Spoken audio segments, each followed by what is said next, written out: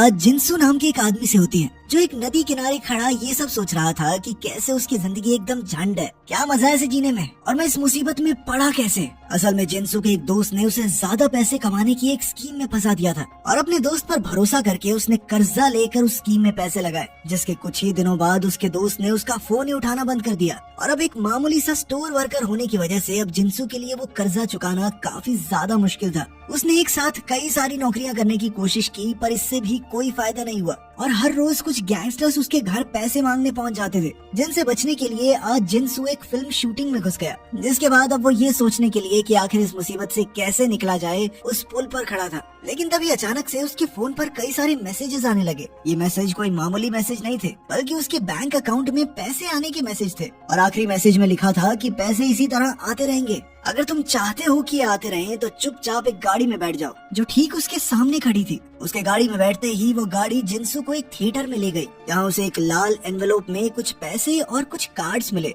उस एनवेलोप में कुछ लिखा भी हुआ था, जिसे पढ़ने के बाद जिनसू को पता चला कि असल में वो द 8 शो नाम के एक टीवी शो पर पहुंच गया था और इस दौरान उन्हें रहने के लिए जगह और खाना भी बिल्कुल मुफ्त दिया जाएगा और हर बढ़ते मिनट के बाद उनके पैसे भी बढ़ते रहेंगे। ये शो या तो टाइम खत्म होने पर या फिर किसी कंटेस्टेंट के मरने पर ही खत्म होने वाला था। एनवेलोप पढ़ने के बाद अब जिनसू के पास दो ऑप्शन थे, या तो वो टेबल पर पड़े पैसे उठाकर वापस चला जाए या फिर वो किसी नंबर कार्ड को लेकर इस शो का हिस्सा बन सकता है। और कुछ सेकंड्स तक अपने कर्जे के बारे में सोचने के बाद जिनसू 3 नंबर वाला कार्ड उठाकर सीधा शो में घुस गया। अंदर पहुंचकर जिनसू के सामने एक बहुत ही आलीशान जगह थी, जहां 24 घंटे का टाइमर भी लगा हुआ था और तभी उसकी नजर सीढ़ियों पर बने 8 कमरों पर पड़ी, जिसे देखते ही वो अपने 3rd फ्लोर के कमरे में चला गया। जहां पहुंचकर वो काफी निराश हुआ क्योंकि उस कमरे में एक नकली खिड़की और कैमरा के अलावा कुछ भी नहीं था।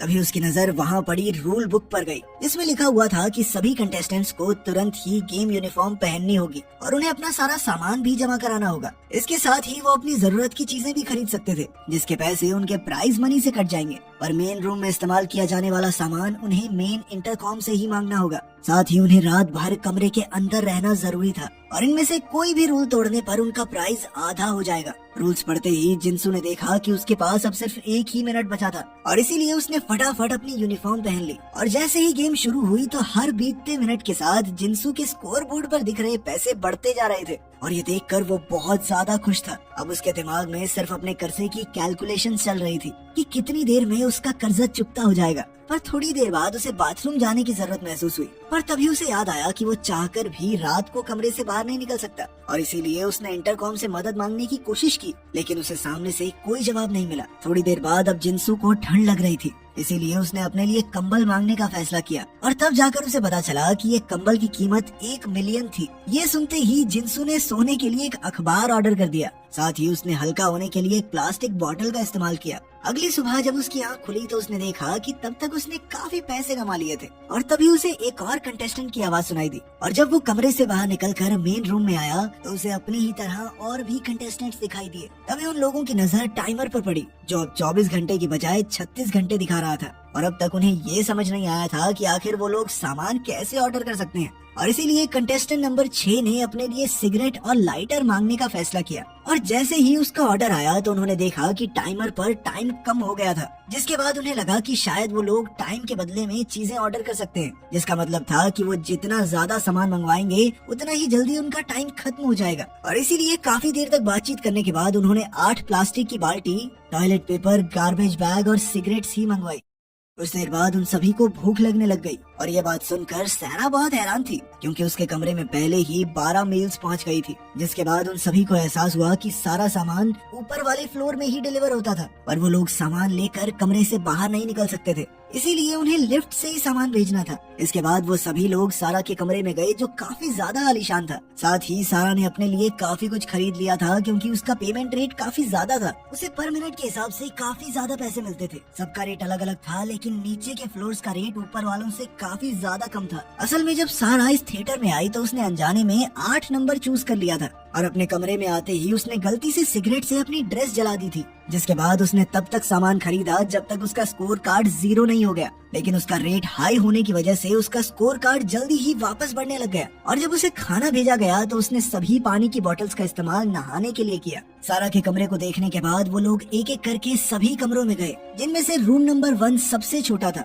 जो सैंग कुक नाम के एक आदमी का था, और उस बेचारे ने नंबर 1 सिर्फ अपने पैर में लगी चोट की वजह से चुना था। इसके बाद उन्होंने लिफ्ट की मदद से खाना नीचे भेजा और जब सभी लोग खाना खाने में व्यस्त थे तो वहीं सारा अपने लिए अलग अलग कपड़े मंगवा रही थी। उसके इस बर्ताव को देखकर सभी लोग नाखुश थे, पर तभी उसने उन्हें बताया कि असल में वो लोग सीढ़ियों पर बार बार ऊपर नीचे चलकर अपने समय को दोबारा बढ़ा सकते हैं, और ये पता चलते ही उन लोगों ने बार बार ऊपर और नीचे जाना शुरू कर दिया। पर इसके बावजूद भी टाइमर 0 पर चला गया और तभी अचानक से वो दोबारा 24 घंटों पर रीसेट हो गया। उस रात सभी लोगों ने अपने लिए थोड़ा थोड़ा जरूरी सामान मंगवाया। अगले कुछ दिनों तक सभी लोग ऐसे ही ऊपर और नीचे भागते रहे, जिसके चलते वो बहुत ज्यादा थक जाते थे और अब उनके लिए खाना भी कम पड़ रहा था, और इसीलिए उन्होंने खुद को 2 ग्रुप्स में बांटने का फैसला किया। और अब खाना सिर्फ उन्हीं लोगों को मिलने वाला था जो इस दिन ऊपर से नीचे तक भागेंगे। लेकिन अपनी टांग पर लगी चोट की वजह से सैंग गुक ज्यादा तेजी से नहीं भाग पा रहा था, और इसीलिए पार्टिसिपेंट 6 ने जबरदस्ती उसका हाथ पकड़कर उसे खींचना शुरू कर दिया। पर तभी सेकंड फ्लोर की कंटेस्टेंट चून जा ने उसकी जगह भागने का फैसला किया, और जब 2 दिन बाद सैंग गुक की दोबारा से बारी आई तो इस बार उसकी जगह जिनसू ने ली। और ये देखकर बाकी लोगों का मानना था कि अगर सैंग गुक काम नहीं कर रहा तो उसे खाना भी नहीं खाना चाहिए, जिसके लिए चून जा बिल्कुल तैयार नहीं थी, और उसके मुताबिक उन्हें किसी भी इंसान को भूखा रखने का कोई हक नहीं है। अगले कुछ दिनों में सभी लोगों ने अपने अपने कमरों के लिए थोड़ा बहुत सामान मंगवा लिया, और इसके साथ ही उनके कमरों में कूड़ा भी बढ़ता जा रहा था, और इधर सैंग गुक को भागने में हिस्सा ना ले पाने का पछतावा हो रहा था, और इसीलिए उसने सारा कूड़ा अपने कमरे में रखने का फैसला किया। उधर एक दिन फिलिप्स नाम के कंटेस्टेंट ने देखा कि लगातार भागने के बावजूद भी उनका टाइमर ऊपर नहीं गया, और तभी सारा ने ऐलान किया कि अब से वो भागने में हिस्सा नहीं लेगी, क्योंकि उसके मुताबिक शेयर्ड टाइम के जरिए सिर्फ नीचे वाले फ्लोर्स के लोग ही सामान मंगवाते थे, और ये उसकी सिरदर्दी नहीं थी। इसके बावजूद भी अगले कुछ घंटों तक लगातार भागने के बाद भी उनका टाइमर कुछ खास नहीं बढ़ा, लेकिन अभी भी कुछ कंटेस्टेंट्स का मानना था कि उनकी मेहनत अगले कुछ घंटों में टाइमर में ऐड हो जाएगी, और इसी तसल्ली से वो सभी लोग सोने चले गए। पर जब अगली सुबह उनकी आंख खुली तो उन्होंने देखा कि अब उनके टाइमर में बहुत कम समय बचा था, और ये देखते ही उन सभी लोगों ने तेजी से ऊपर नीचे भागना शुरू कर दिया। पर तभी अचानक से यांग नाम के कंटेस्टेंट को दौरा पड़ गया और वो धड़ाम से जमीन पर गिर गई। उसकी ऐसी हालत देखकर 5th फ्लोर की कंटेस्टेंट मून ने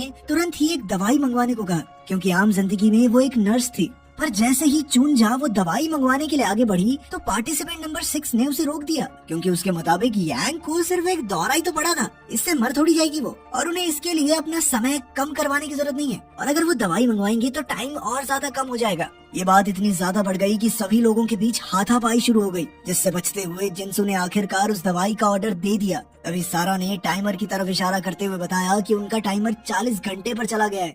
दवाई आने के बाद उन सभी की नजर कमरे में लगे हुए कैमरा पर पड़ी, जिसके बाद उन्हें एहसास हुआ कि असल में उनकी लड़ाई को कोई एंटरटेनमेंट के तौर पर देख रहा है, जिसके चलते टाइमर पर घंटे ऐड किए गए थे, और वो शो असल में उनसे यही चाहता था। फिलिप्स ने उस शो में आते वक्त नंबर 7 चुनने से पहले काफी देर तक सोचा था, और अपने कमरे में आते ही उसने एक टेबल, कॉपी और पेन मंगवा लिया था, ताकि वो इस शो के बारे में सारी जानकारी इकट्ठा कर सके। और अब वो लोग समझ चुके थे कि उन्हें ज्यादा से ज्यादा घंटे पाने के लिए दर्शकों को एंटरटेन करना होगा, और ये पता लगते ही वो सभी लोग प्लानिंग में लग गए, जिसके बाद उन सभी ने मिलकर एक टैलेंट शो बनाने का फैसला किया, जिसकी शुरुआत फिलिप्स ने नाक से बाजा बजाकर की, और इसके बदले में उन्हें 24 घंटे मिले। जिसके बाद वो सब समझ गए कि ये आइडिया तो काम कर रहा है, तो अब उन्होंने तय किया कि अगले दिन ऐसे ही सभी लोग अपना अपना टैलेंट दिखाएंगे। साथ ही वो लोग ये भी सोचने लग गए कि आखिर उन्हें इस शो में कितने दिन रुकना है, और उन्होंने ये फैसला सैंग गुक के ऊपर छोड़ दिया, क्योंकि वो उन सभी में सबसे कम पैसे कमा रहा था। जिस पर सैंग गुक ने जवाब दिया कि उसे 1 बिलियन की जरूरत है, जिसका मतलब था कि उन्हें 75 दिन तक वहाँ रुकना होगा।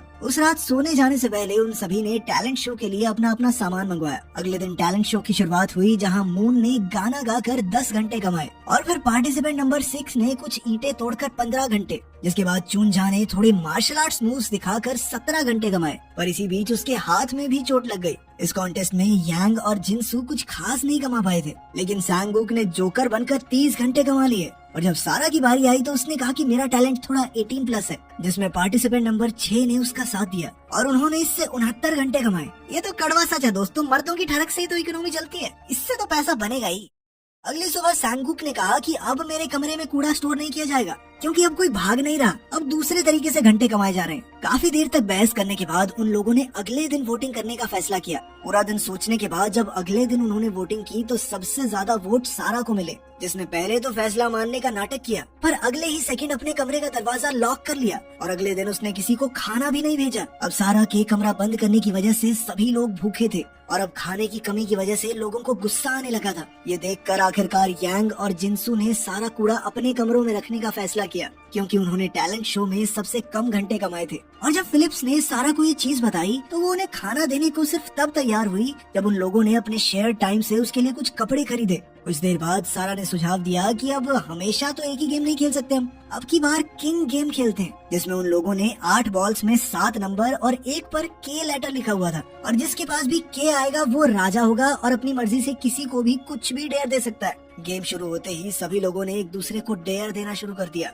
लेकिन इससे उनके टाइमर में कुछ खास फर्क नहीं पड़ रहा था। इसीलिए उन्होंने ज्यादा खतरनाक डेयर देने का फैसला किया ताकि लोग थोड़े एंटरटेन तो हों। और जैसे ही सारा की बारी आई तो उसने चुनजा और पार्टिसिपेंट नंबर 6 को आपस में लड़ने को कहा, जिसके बाद उन दोनों में काफी खतरनाक लड़ाई शुरू हो गई। अपने हाथ पर लगी चोट की वजह से चुनजा के लिए लड़ना मुश्किल हो रहा था, जिसका फायदा उठाकर पार्टिसिपेंट 6 ने उसे पीटना शुरू कर दिया। और जब तक बाकी लोग बीच में नहीं आए तब तक वो रुका नहीं और उनकी इस लड़ाई ने उन लोगों को 50 घंटे कमा के दिए थे। पर अब कई लोगों को अपनी सुरक्षा की चिंता हो रही थी और इसलिए सारा ने उनके सामने एक सुझाव रखा, जिसमें कोई भी डेयर करने के लिए मना कर सकता है और इसके बदले में उन्हें पनिशमेंट के तौर पर टेजर से बिजली के झटके दिए जाएंगे और उससे देखो कोई मरेगा नहीं।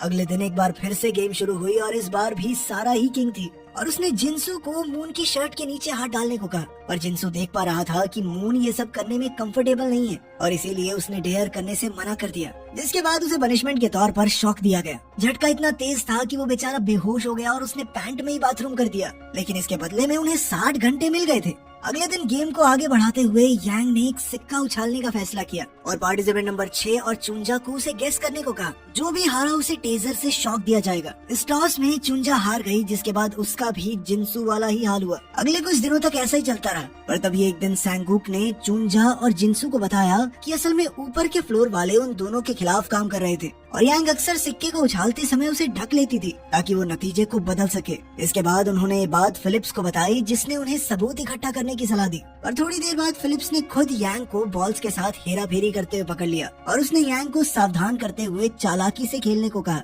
अगले दिन पहली बार सैंगुक को राजा बनने का मौका मिला और उसने यांग को बिना सिक्के को ढके उसे उछालने को कहा, जिसके बाद अब शॉक लगने की बारी सारा की थी। और तभी पार्टिसिपेंट नंबर 6 ने पीछे से आकर फिलिप्स पर हमला कर दिया और जब उसे दोबारा होश आया तो वो सारा के कमरे में था, जहाँ पार्टिसिपेंट नंबर 6 ने फिलिप्स को समझदार कहते हुए उसके साथ टीम बनाने को कहा और फिलिप्स के पास कोई दूसरा चारा भी नहीं था, क्योंकि पार्टिसिपेंट नंबर 6 के हाथ में एक काफी ताकतवर टेजर था। इसके बाद 6 ने मेन इंटरकॉम पर ताला लगाने के साथ साथ नीचे के सभी फ्लोर्स के इंटरकॉम भी तोड़ दिए ताकि सब कुछ उनके ही मुताबिक हो।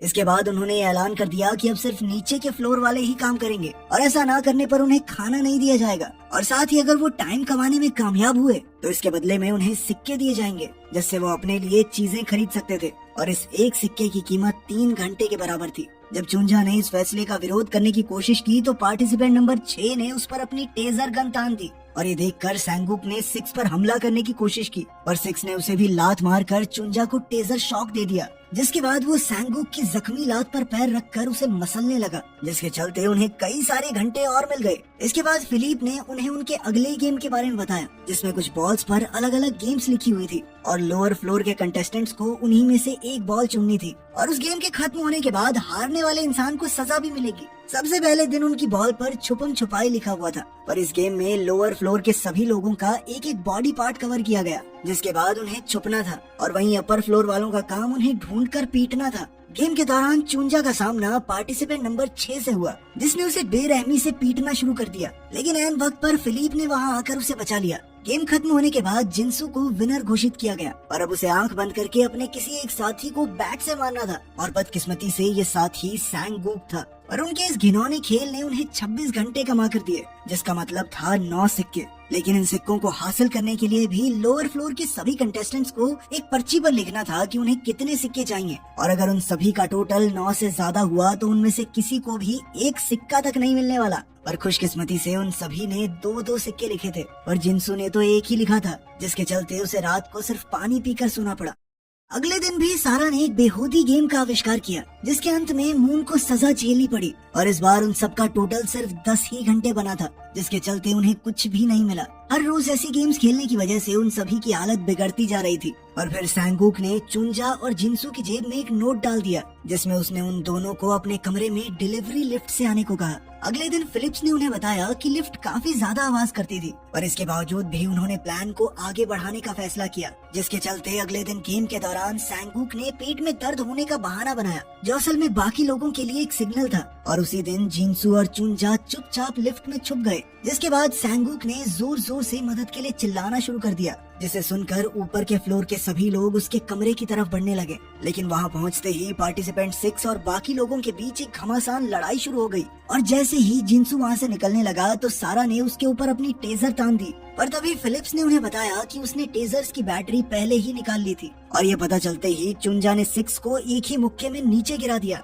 असल में चुंजा जब वहाँ आई थी तो उसके पास सिर्फ दूसरे फ्लोर का ही ऑप्शन था जो उसे मजबूरन उठाना पड़ा था। इसके बाद उन लोगों ने सभी ऊपर के फ्लोर्स के कंटेस्टेंट्स को बांध दिया और अपने आप को मुसीबत में पाकर फिलिप्स उनसे माफी मांगने लगा, जिसके चलते निचले फ्लोर्स के लोगों ने उसे छोड़ भी दिया। साथ ही उनके इस प्लान ने उन्हें कई घंटे कमा कर दे दिए थे। लोगों को ये बगावत देखने में काफी मजा आया था। इसके बाद उन्होंने सभी कंटेस्टेंट्स को उनके रूम में बांधकर 8th फ्लोर को कॉमन कमरे की तरह इस्तेमाल करने का फैसला किया। उसी रात चुंजा ने इस शो को खत्म करने की बात कही और इसके लिए वो सैंगूक के 1 बिलियन में कम पड़ रहे पैसे अपने प्राइस से देने को भी तैयार था। और इसीलिए उन्होंने अब अपना सारा समय आराम करने पर लगाना शुरू कर दिया। साथ ही वो समय समय पर कैद किए गए कंटेस्टेंट्स को भी खाना देते रहते थे। और जब उनके पास सिर्फ 9 घंटे बचे हुए थे तो वो सभी लोग एक दूसरे को अलविदा कहकर अपने अपने कमरे में चले गए। लेकिन फिर देर रात उनके टाइमर में समय तेजी से बढ़ने लगा। उन्होंने सभी कैदियों की तलाशी की पर उन्हें कुछ भी अजीब नहीं लगा। पर कुछ देर बाद उनका टाइमर 45 से 52 घंटों पर चला गया और फिर उसी वक्त उन्हें यांग के चिल्लाने की आवाज आई। और जब तक वो लोग वहाँ पहुँचते उन्होंने देखा कि किसी ने यांग का एक दांत निकाल लिया था। और ये देखकर जिनसू तुरंत ही पार्टिसिपेंट 6 के पास पहुँचा और जब उसने 6 के जूते उतारे तो उसे पता चला कि किसी ने उसके पाँव के सारे नाखून निकाल दिए थे। और जब चुंजा ने उससे पूछा कि आखिर उसने किसी को इस बारे में बताया क्यों नहीं, तो 6 ने चुंजा से ये सवाल अपने दोस्तों से करने को कहा, जिसके बाद चुंजा को अब अपने सभी दोस्तों पर शक हो रहा था और इसीलिए उसने जिनसू, फिलिप और सैंगूक को अपने अपने कमरे में बंद कर दिया। लेकिन साथ साथ उसने कहा कि खाना मिलता रहेगा सबको, बस अपने कमरे में रहो। अब उसने सिर्फ मून को ही बाहर रखा था क्योंकि वो इतनी प्यारी सी थी, वो किसी का क्या ही बिगाड़ेगी। लेकिन इस गेम ने मून के दिमाग पर काफी बुरा असर डाल दिया था और अब उसे अपने आसपास अजीबोगरीब चीजें दिखाई दे रही थी। ऐसे ही एक भ्रम के चलते उसे लगा कि सारा और यांग आजाद हो गए हैं और इसीलिए वो ये खुशखबरी देने के लिए 6 के पास पहुंच गई, जिसने उसे अपने जाल में फंसाना शुरू कर दिया। मून ने 6 की बातों में आकर उसे आजाद कर दिया, जिसके बाद 6 ने अपने साथियों को छुड़ाने के बाद बाकी लोगों पर हमला बोल दिया और एक बंदूक खरीदने के बाद उसने सभी लोगों को एक लाइन में बैठाकर पूछा कि नाखून आखिर किसने काटे थे। और जब किसी ने भी जवाब नहीं दिया तो वो उन लोगों के साथ एक खेल खेलने लग गया, जिसमें उसने सबसे पहले चुंजा पर गोली चलाने की कोशिश की और जब उस पर गोली नहीं चली तो 6 ने उसे बेरहमी से पीटना शुरू कर दिया। इसके बाद उसने फिलिप्स की टांग में गोली मारी, जिसके बाद वो सैंगूक की तरफ बढ़ा। पर तभी जिनसू को एक आइडिया आया और उसने कहा कि हम कैमरा फुटेज खरीद लेते हैं, उससे पता चल जाएगा कि किसने नाखून निकाले थे। ये बात सुनते ही सारा और 6 ने तुरंत ही फुटेज खरीद कर उसे देखना शुरू कर दिया, जिससे उन्हें पता चला कि असल में सैंगूक ने ही 6 के नाखून निकाल कर उसके चेहरे पर पेशाब किया था, क्योंकि वो कंटेस्टेंट नंबर 6 से बदला लेना चाहता था। ये वीडियो देखने के बाद अब 6 सैंगूक को जान से मारने का मन बना चुका था, लेकिन सारा गेम को अभी खत्म नहीं करना चाहती थी और इसीलिए उसने 6 को टेजर शॉक देकर बेहोश कर दिया। इसके बाद सारा ने सभी कंटेस्टेंट्स को उनके कमरों में बंद कर दिया। असल में सारा को ये जगह बहुत ज्यादा पसंद आ गई थी और वो कभी भी यहाँ से बाहर नहीं निकलना चाहती थी और अपने एंटरटेनमेंट के लिए वो सभी के कमरों की फुटेज खरीदती थी, जहाँ उसे बाकियों को परेशान होता देखकर बहुत ज्यादा मजे आ रहे थे। कुछ दिन बाद उसे एहसास हुआ कि उन्होंने हर तरह से उन्हें परेशान कर लिया था और अब अगर और घंटे कमाने हैं तो कुछ अलग करना होगा, जिसके लिए उसने स्लीप डेप्रिवेशन का इस्तेमाल करने का फैसला किया, जिसमें उसने जिनसू, फिलिप, चुंजा और सैंगूक को एक कुर्सी पर बैठाकर उनके चेहरे के आसपास पानी भर दिया ताकि वो चाहकर भी सो ना पाए। इसके साथ ही उन लोगों को जबरदस्ती पूरे दिन वायलेंस से भरी हुई वीडियोस देखनी पड़ती थी, जिसका उनके शरीर पर बहुत ज्यादा असर पड़ रहा था। सारा पूरी तरह से अब एक साइको बन चुकी थी। वो पूरा दिन उन्हें देखती रहती, कभी हंसने लग जाती, कभी रोने लग जाती। साथ ही उसने एक कुत्ता भी खरीद लिया था, जिसके चलते अब यांग को उस कुत्ते की टट्टी भी साफ करनी पड़ती थी, जिससे वो बहुत ज्यादा परेशान थी। एक दिन जब वो सैंगूक का हाल पूछने के लिए उसके कमरे में गई तो सैंगूक ने उसका दांत निकालने के लिए उससे माफी मांगी और यांग ने भी उसे आसानी से माफ कर दिया। सैंगूक ने उसे बताया कि वो लोग अपने कमरे बदल सकते हैं, उसके लिए उन्हें $1 बिलियन की जरूरत है। बाहरी दुनिया में सैंगूक एक जोकर के तौर पर काम करता था। उसे अपनी बीमार बेटी के इलाज के लिए बहुत सारे पैसों की जरूरत थी और जब वो पैसे इकट्ठा नहीं कर पाया तो उसने एक इंश्योरेंस खरीद कर सब कुछ खत्म करने का सोचा। लेकिन इससे पहले कि वो ऐसा कुछ कर पाता, एक सफेद गाड़ी उसे यहाँ पर ले आई, जहाँ अपने पैर पर लगी चोट की वजह से उसने फर्स्ट फ्लोर को चुना। पर जब उसने इंटरकॉम से कमरा बदलने की मांग की तो पता चला कि $1 बिलियन लगेंगे इसके, और तभी से वो $1 बिलियन कमाने में लगा हुआ था। उधर जिनसू की हालत काफी ज्यादा खराब थी और अब उसे अजीबोगरीब चीजें दिखाई दे रही थी। पर तभी यांग ने उसे होश में लाने के बाद बताया कि सैंगूक के पास सारा का राज खत्म करने का प्लान है। असल में सारा पूरी तरह से एक साइकोपैथ बन चुकी थी जो सोती तक नहीं थी, और इसीलिए उनके पास थोड़ा ही समय था जब वो गोल्फ खेलने के बाद नहाने जाती थी, क्योंकि तब उसके पास उसकी पिस्टल नहीं होती थी। इस काम में सबसे ज्यादा खतरा यांग की जान को था और इसीलिए उसने सबसे पहले कमरा चूज करने की इच्छा जाहिर की, जिसके लिए सभी लोग तुरंत ही तैयार हो गए। पर मून की एक शर्त थी जिसे यांग ने बिना सुने ही मान लिया, क्योंकि वो कुछ भी करके सारा से पावर छीनना चाहती थी। अगले दिन जब वो गोल्फ खेलने के लिए नीचे आई तो इस बार यांग उससे ज्यादा एक्साइटेड थी। सारा का ज्यादा मन नहीं था, पर फिर भी उसने सारा को किसी तरह खेलने के लिए मना ही लिया। उधर मून ने सभी लोगों को आजाद तो कर दिया था, पर इतने दिनों से बंधे रहने की वजह से उन लोगों का चलना फिरना बहुत मुश्किल हो रहा था। वहीं इस हलचल की वजह से सारा का कुत्ता लगातार भौंकने लगा, जिसकी आवाज सुनकर सारा तुरंत ही जांच करने के लिए उस तरफ जाने लगी। वहीं जिनसू और मून सारा से छुपने के लिए 6th फ्लोर में घुस गए, जिनको वहां देखकर पार्टिसिपेंट नंबर 6 ने जोर जोर से चिल्लाना शुरू कर दिया और इधर सारा ने अपनी बंदूक तैयार कर ली थी। पर जैसे ही वो उन दोनों पर गोली चलाने वाली थी तभी यांग ने पीछे से आकर उस पर हमला कर दिया। सारा को कैद करने के बाद सभी लोग रो रहे थे, क्योंकि अब आखिरकार वो आजाद थे। और तभी मून ने यांग को अपनी शर्त के बारे में याद दिलाया, जिसके बाद उसने पार्टिसिपेंट नंबर 6 की मरहम पट्टी करने के लिए कुछ दवाई मंगवाई। मून का काम खत्म होने के बाद अब सैंगूक की बारी थी और उसने तुरंत ही इंटरकॉम से कमरा बदलने की रिक्वेस्ट की, जिसके बाद उनके सामने एक एनवेलोप आया जिसके अंदर सिर्फ कमरा बदलने का तरीका लिखा हुआ था और $1 बिलियन सिर्फ इस एनवेलोप की कीमत थी। इसके साथ ही हर एक कमरे का अलग अलग रेट था। 8वें कमरे का रेट तो 340 बिलियन था और ये पता चलते ही वो सभी लोग रोने लग गए। इधर गेम में $1 बिलियन के झटके के बाद सैंगूक ने ऐलान किया कि वो अपनी बेटी के लिए पैसे लिए बिना कहीं नहीं जाने वाला और इसीलिए उसने सभी लोगों को कुर्सियों पर बांध दिया। पर वहीं जमीन पर गिरी हुई सारा ये सब देखकर हंस रही थी। उधर सभी लोगों को बांधने के बाद सैंगूक खुद और घंटे कमाने के लिए एक रस्सी पर चढ़ गया, पर जैसे ही वो रस्सी को पार करने वाला था अचानक उसका पैर फिसल गया, पर फिर भी उसने किसी तरह से खुद को संभाल लिया, जिसके चलते उसने कई सारे घंटे कमा लिए। और ये देखकर सभी लोग समझ गए कि वो ये सब जानबूझकर कर रहा है। इसके बाद सैंगूक ने अपने अगले करतब में एक बहुत ऊंची छलांग मारी, जिसने उसे एक कैमरा के पास पहुंचा दिया। पर जैसे ही उसने उस कैमरा को पकड़ा तो वो कैमरा उसके साथ नीचे ही गिर गया। जमीन पर गिरते ही कैमरा में आग लग गई और कुछ ही सेकंडों बाद सैंगूक भी उस आग में गिर गया। इधर सभी लोग रस्सियों से बंधे हुए थे तो वो चाहकर भी कुछ नहीं कर सकते थे, पर इसके बावजूद भी फिलिप्स, चुंजा और जिनसू ने खुद को जैसे तैसे आजाद किया और तुरंत ही सैंगूक की मदद के लिए आगे बढ़े। पर तब तक वो काफी ज्यादा जख्मी हो चुका था और इसीलिए मून ने तुरंत ही उसे हॉस्पिटल ले जाने की सलाह दी। उन लोगों ने मदद मांगने की काफी कोशिश की, पर इसके बदले में सिर्फ उनके घंटे बढ़ते जा रहे थे और ये देखकर जिनसू को लगा कि शायद उन्हें एंटरटेनमेंट रोक देना चाहिए और इसीलिए उसने चुंजा के साथ मिलकर सभी कैमरास को तोड़ना शुरू कर दिया। और जैसे ही उन्होंने लिफ्ट में लगे आखिरी कैमरा को तोड़ा तो तुरंत ही दरवाजा खुल गया, पर तब तक बहुत देर हो चुकी थी और सैंगूक ने वहीं पर अपना दम तोड़ दिया। लेकिन सारा के मुताबिक ये एक परफेक्ट एंडिंग थी। जैसे ही जिनसू उस दरवाजे से बाहर निकला तो उसे ऑडियंस की तालियों की आवाज सुनाई दी, जो असल में सिर्फ एक रिकॉर्डिंग थी। साथ ही उन्हें एक नोट मिला जिसके ऊपर लिखा हुआ था कि जल्द ही उनके पैसे उनके अकाउंट में आ जाएंगे। वहाँ से निकलने के बाद उन्हें पता चला कि असल में वो लोग उस गेम में 2 महीनों से फंसे हुए थे। वीडियो पसंद आई तो लाइक कर देना, चैनल को सब्सक्राइब कर लेना। मिलते हैं अगली वीडियो में।